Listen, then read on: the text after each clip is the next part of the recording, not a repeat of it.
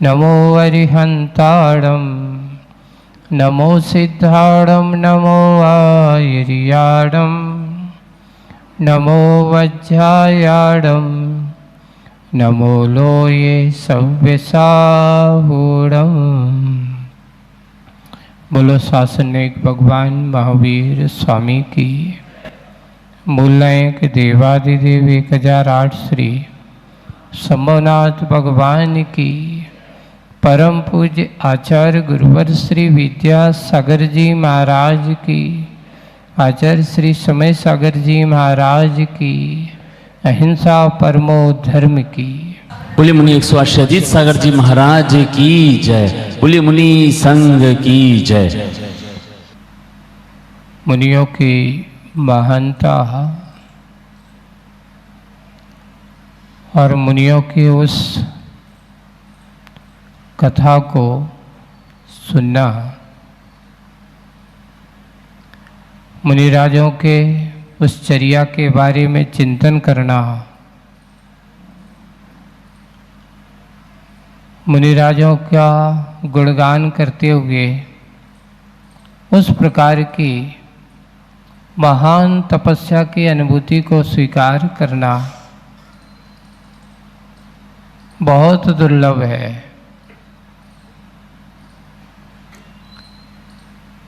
ऐसे हमारे पुराने बड़े बड़े विद्वान लोग जो हुए हैं, उस समय ऐसी जी आज जो आप लोगों को जितने मुनिराज दिख रहे हैं, ऐसे मुनिराजों का दिखना उस समय बहुत दुर्लभ था। विषम काल था, परिस्थितियां ऐसी थीं। मुनिराजों के दर्शन बहुत दुर्लभ से होते थे। उस समय आप पुराने कवियों को, जो 15वीं 16वीं शताब्दी के समय के कवियों को उठा के देखो, यानी उस काल में मुनिराजों के दर्शन बहुत दुर्लभ थे। तो उन्होंने लिखा है, वे मुनिवर कब मिले हैं उपकारी। ऐसे ऐसे कवियों के गीत भी, पंक्तियां भी हैं। मैं महाराज देखने को नहीं मिल रहा, आज मुझे ऐसे मुनिराजों के दर्शन नहीं हो रहे हैं। पंडित बनारसी दास जी क्या, उन्होंने भी अपने जीवन काल में मुनिराज और मुनियों के प्रति आस्था को बनाए रखा और कोशिश की कि मैं भी ऐसे मुनिचर्या को अपने जीवन में उतार सकूं, पर मुनि बनने की सामर्थ्य था, वो शक्ति नहीं जुटा पाए। क्यों? कि काश ऐसा माहौल नहीं होगा, उस समय इस प्रकार के मुनिराज देखने को नहीं मिलते होंगे। उन्होंने अपने नाटक समयसार का जब पद्यानुवाद किया, मुनिराजों की ऐसी चर्या और समयसार की ऐसी अनुभूति को लेने के लिए वे बंद कमरे में बैठ करके मुनिराज का रूप धारण करके, वस्त्र आदि उतार करके, कि मैं भी ऐसे मुनिराजों जैसी अनुभूति को करूं। उन्हें प्रैक्टिकल किया, पर हुआ ये कि एक प्रैक्टिकल करना और एक यथार्थ में होना, दोनों में बहुत अंतर था। बंद कमरे में मुनिराज बनकर के बैठ भी जाते थे, पर जो परिणाम मुनिराजों के होते वो परिणाम नहीं हो पाते थे। तो उन्होंने एक पंक्ति लिखा है, एक दोहा लिखा है, करणी को रस ना चखो, करणी को रस ना चखो, आयो न निज को स्वाद, भई बनारस की दशा जैसे ऊंट को पाद। उदाहरण दिया उन्होंने, जैसे ऊंट का पाद, ना नीचे रहा ना ऊपर रहा। यानी ना मैं अच्छे से सही श्रावकत्व बन पाया और ना मुनित्व का स्वाद चख पाया। यहाँ पर मैं सोचता था कि कमरे में बंद करके करनी को रस ना चखो, मैं मुनि बन गया। मैंने सोच लिया कि मैं मुनि बन गया। कपड़े उतार देने मात्र से मुनि नहीं बन जाते हैं, ये भी ध्यान रखना। कल हम लोग अष्टपाहुड़ भी उसमें टीका में पढ़ रहे थे, उसमें भी आचार्य भाव पहाड़ की उस गाथा में लिखा है कि अगर जब तक तुम्हारे अंदर भावों की परिणति में उस दिगंबरत्व के प्रति और अंतरंग में अगर तुम्हारे अंतरंग परिग्रह के प्रति आसक्ति परिणाम का त्याग नहीं है, तब तक बाहर के मुनि बनने से कोई काम नहीं होने वाला। मात्र बाहर से हम वस्त्र आदि का त्याग कर दिया और अंतरंग परिग्रह अगर तुम्हारे पास बना हुआ है, आसक्ति बनी हुई है, तो सबसे पहले बाहर दिगंबर तो हो तो अंतरंग में पहले मुनित्व के प्रति सच्ची श्रद्धा अभिव्यक्त होना चाहिए।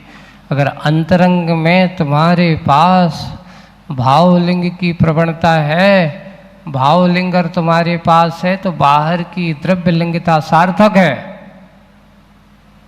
अगर भाव में आपके प्रति समीचीनता नहीं है, समता रूप परिणाम नहीं है, तो बाहर की दिगंबरत्वपना से कोई मतलब नहीं है। तो वहाँ जो भाव पावड़ का सार ही बताता है कि सबसे पहले अपने अंदर के भावों की परिणति को उतारिए। बनारसी दास जी ने सोचा, बाहर का खूब प्रयास किया, पर अंतरंग से बोले कि मुनि बन के बैठ गया। वस्त्र उतार दिए, वस्त्र उतार करके ध्यान में बैठ गया, तभी किसी ने दरवाजा खटखटा दिया। अब बताओ ध्यान लगेगा? कोई आ गया, मन कहाँ चला गया? अरे जल्दी कपड़े पहनो, कोई आ गया। मैंने सोचा था कि मुनि बनूंगा, अपने आत्मा का अनुभव करूंगा, लेकिन जैसे ही कोई व्यक्ति आया, किसी के आवाज आते ही मन में एक भय पैदा हो जाता है कि तू वस्त्र नहीं पहने हैं। क्यों? जब ये डर होने लगे, इस प्रकार की प्रणति आने लगे, समझ लेना अभी तेरे अंदर लज्जा भाव प्रदर्शित है, अभी तेरे अंदर विकार भाव गया नहीं है। अभी कपड़े पहनने के भाव, जैसे ही कोई आता था तो वहाँ पर झट से फट से मैं वस्त्रों को धारण करता। तो वही है, करनी को रस ना चखो, आयो न निज को स्वाद। मैंने ऐसा किया, बिना महाव्रतों को स्वीकार करके, दीक्षा लिए बिना मैं मुनि बना, तो मुझको अपनी आत्मा का स्वाद नहीं आया। तो उन्होंने अपने लिए भाई बनारस की दशा, तो उन्होंने उदाहरण दिया जैसे ऊंट को पाद, ऊंट का पाद ना इधर का ना ऊपर का ना नीचे का, ऐसी दशा होगी। न मैं अपना एकदम मुनिबन का अनुभव कर पाया समीचीन, और ना श्रावकत्व की ओर आ पाया। बस आज की बात यहाँ पर यही है कि जब तक हमारे मन में उस दीक्षा के प्रति, त्याग के प्रति, संकल्प के प्रति समर्पण नहीं होगा, अंदर की भावना नहीं होगी, बाहर से मात्र मुद्रा को धारण कर लेने से कल्याण नहीं होता। मात्र बाहर से हम दिगंबरत्व तो स्वीकार कर लें तो उससे कल्याण होगा? बिल्कुल नहीं होगा। जब तक तुम्हारे अंतरंग में तदरूप द्रव्य लिंगता के प्रति सार्थक रूप परिणाम नहीं होंगे, तब तक तुम्हारा कल्याण होने वाला वही दीक्षा सार्थक है जो अपने आप को जानने का कारण बने, अपने आप को पहचानने का कारण बने। वही सच्ची दीक्षा है। आज की कविता का नाम भी क्या है? संन्यास। आज की दीक्षा भी कहाँ है? सन्यास। प्रश्न नंबर 43, तोता क्यों रोता। चलते हैं कि हम अंदर के सन्यास की ओर की यात्रा करें। अब आप कहोगे महाराज जी हम लोगों को क्यों सुना रही है? तो आप लोगों की बात, हमें तो अभी दीक्षा लेने नहीं है। और आप कहोगे हम सुन लेंगे, करेंगे तो वही जो हमें करने। बंधु ये ध्यान रखना, आचार्यों ने तुम लोगों को उपदेश देने के लिए कहा है, तो उनसे ये कहा कि भला ही ये श्रावक हों, लेकिन इनको उपदेश किसका देना? किसका देना? मुनि बनने का उपदेश देना, आर्यिका बनने का उपदेश देना। गृहस्थ बनने का उपदेश दोगे तो तुम्हारे लिए क्या हो जाएगा? इनको उपदेश जब भी दो, इनके लिए संदेश जब भी देना, तो मुनि बनने का संदेश देना। ये आचार्यों ने आगम की बात लिखा है कि कोई भी मुनिराज अगर धर्मोपदेश करता है तो सबसे पहले जिनेंद्र भगवान के गुणों का वर्णन करो या फिर मुनि महाराज के गुणों का वर्णन करो। वीतरागता के स्वरूप का वर्णन करना चाहिए, और जो वीतरागता के स्वरूप का वर्णन करेगा, हो सकता है इन रागियों के मन में वीतरागता के भाव जाग जाए। कोई ना कोई तो होगा, ऐसा तो नहीं होगा कि कहावत है पत्थर पर थोड़ा पानी डालते डालते आखिर पत्थर पर कभी ना कहीं थोड़ा बहुत निशान पड़ ही जाता है। रसरी आवत जावत है सिल पर पड़त निशान। कोई कहेगा कि भाई कुछ नहीं है तो कम से कम ये मुनि नहीं बन पाए तो मुनियों की सेवा करने वाले तो बने रहेंगे कि नहीं? मुनियों की परिचर्या कराने में सहयोगी तो बने रहेंगे कि नहीं? इनके अंदर मुनियों के प्रति आस्था भाव बने रहेगा कि नहीं? इसलिए उपदेश हमेशा किसका देना चाहिए? इनके अंदर रागी बना के नहीं, घर गृहस्थी में कैसे खाने पीना इसका उपदेश मत देना, क्योंकि ये सिखाने की जरूरत नहीं, उनको पता है, अनादिकाल से सब पता है। विषय भोगों की आदतें इनको आज से नहीं अनादिकाल से लगी हुई हैं।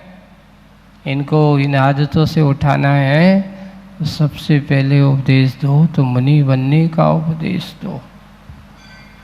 आज ये संन्यास कविता है, देखिए आचार्य ने एक नया चिंतन दिया है इसमें, एक नई रूप में आपके सामने प्रस्तुत है कविता। पढ़ते हैं पहले। बहुतों के मुख से यही सुनता आया था, बहुतों के मुख से यही सुनता आया था, विश्वस्त हो यही गुनता आया था। क्योंकि जैसा सुना था और सुन करके उनकी बात को वही मानता, गुनता करता, बार बार दोहराना, गुनना, यही उसका नाम। तो विश्वस्त हो यही गुनता आया था कि सबसे नाता तोड़ना, वन की ओर मुख मोड़ना सन्यास है। सबसे नाता तोड़ना और वन की ओर मुख मोड़ना सन्यास है। किंतु आज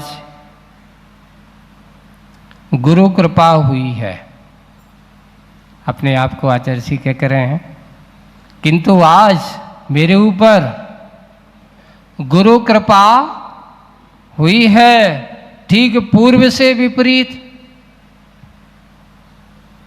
ठीक पूर्व से विपरीत विश्वास हुआ है, सन्यास का एहसास हुआ है।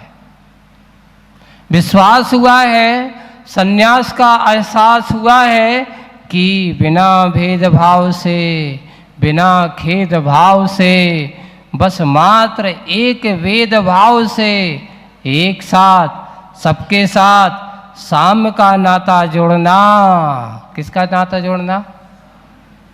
साम्य का नाता जोड़ना, सब में समानता की दृष्टि रखना। और मैं को यानी अपने आप को विश्व की ओर मोड़ना सही संन्यास है। कविता एक बहुत गहरी और चिंतनशीलता की ओर आ रही है। देखिए, पुरानी परिभाषा से लगें तो देख यहाँ क्या कहा कि अगर मात पहले जो सुना था कि जो जिनको वैराग हो गया वन की ओर चले गए, मुख मोड़ लिया, संन्यास ले लिया, बैठ गए। लेकिन आज हमारे ऊपर गुरु कृपा हुई है कि काश अगर हमारे गुरु महाराज भी ऐसी वन की ओर चले जाते तो हमें ऐसे गुरुओं का समागम कैसे, अगर वो उनकी दृष्टि मेरे ऊपर नहीं पड़ी होती, जैसे आचार्य श्री अपने गुरु महाराज को कह रहे हैं, वैसे हम भी आचार्य श्री को कह रहे हैं। आचार्य श्री के ऊपर आचार्य ज्ञान सागर जी महाराज की कृपा हुई है, तो हमारे ऊपर आचार्य विद्यासागर जी की कृपा हुई है। एक दूसरे की कृपा पात्र। देखिए, जब तक एक दूसरों से संबंध, उनका एक दूसरे से परंपराओं से संबंध जुड़ता है और वो जुड़ करके चलता है, बस इतना ही है। ये श्रवण परंपरा हो, धर्म की परंपरा हो, ऐसा मत सोच लेना कि मात्र इतना ही है, मैंने कर लिया तो बस हो गया। नहीं, परंपरा एक व्यक्ति से नहीं, एक व्यक्ति के माध्यम से अनेक व्यक्तियों तक पहुंचती है। जैसे आप गौर करना, आपके बड़े बुजुर्ग घर पर रहते थे, जब आप भी कभी बच्चे थे, आपके पिताजी ने क्या कहा होगा, बेटा जा मंदिर जा, भगवान के दर्शन करके आओ। तुम जब छोटे क्या थे, बच्चे थे। उस समय आप बच्चे थे तो हमारे बड़ों ने अपना दायित्व तो समझा। उन्होंने कहा चलो पहले कहाँ जाना है, स्नान आदि करके सबसे पहले कहाँ जाना, भगवान के दर्शन करके आओ। मंदिर में महाराज जी हैं, धर्मशाला में महाराज जी के भी दर्शन करके आना। ये दायित्व हुआ। तो क्या हुआ, उसने धर्म की परंपरा को स्वीकार किया और उस परंपरा को आने वाली अपनी संतति को भी शिक्षण के रूप में, संस्कार के रूप में कहा, नहीं, पहले सबसे पहले कौन सा काम, भगवान के नाम का काम।